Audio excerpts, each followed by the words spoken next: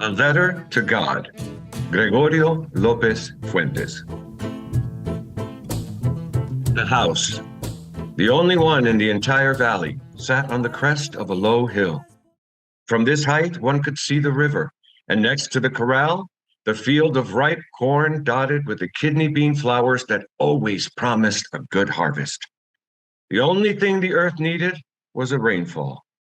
Throughout the morning, Lencho, who knew his field intimately, had scanned the sky.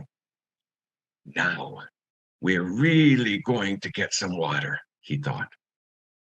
Then, with a satisfied expression, he regarded the field of ripe corn draped in a curtain of rain. But suddenly, a strong wind began.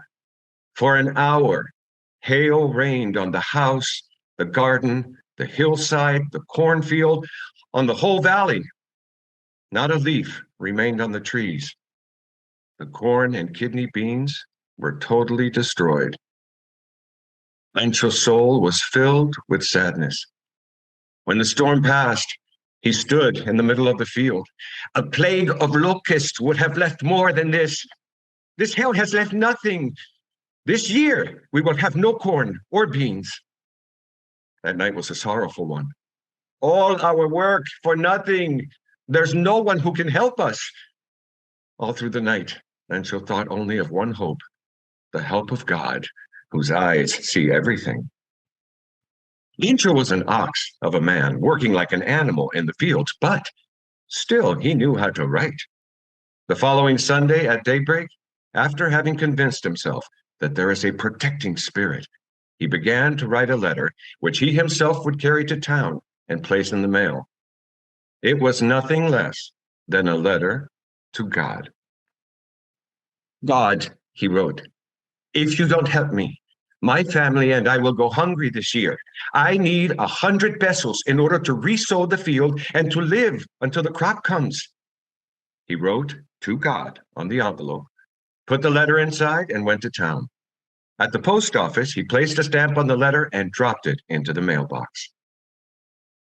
An employee postman went to his boss, laughing heartily, and showed him the letter to God. Never in his career as a postman had he known that address. The postmaster, a fat, amiable fellow, also broke out laughing, but almost immediately he turned serious. And tapping the letter on his desk, he commented, "What a faith. I wish I had the faith of the man who wrote this letter. To believe the way he believes, starting a correspondence with God." So, in order not to discourage the farmer's faith, revealed by a letter that could not be delivered, the postmaster came up with an idea.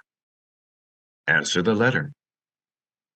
But when he opened it, it was evident that to answer it, he needed something more than goodwill, ink, and paper. But he stuck to his resolution. He asked for money from his employee. He himself gave part of his salary, and several friends of his were obliged to give something for an act of charity. It was impossible for him to gather together the 100 pesos requested by Lencho, so he was able to send the farmer only a little more than half. He put the bills in an envelope addressed to Lencho, and with them a letter containing only a signature, God.